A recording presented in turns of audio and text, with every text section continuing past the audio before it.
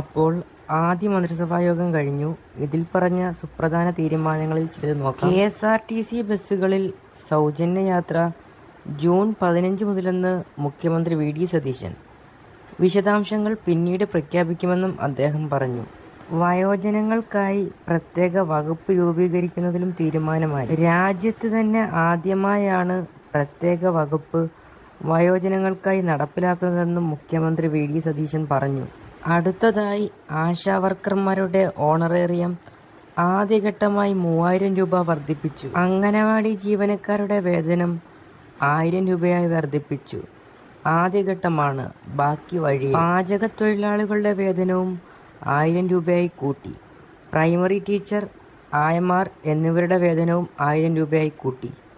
നിലവിൽ ഇത്രയും തീരുമാനങ്ങളാണ് ആദ്യ മന്ത്രിസഭാ യോഗത്തിൽ പ്രഖ്യാപിച്ചത്.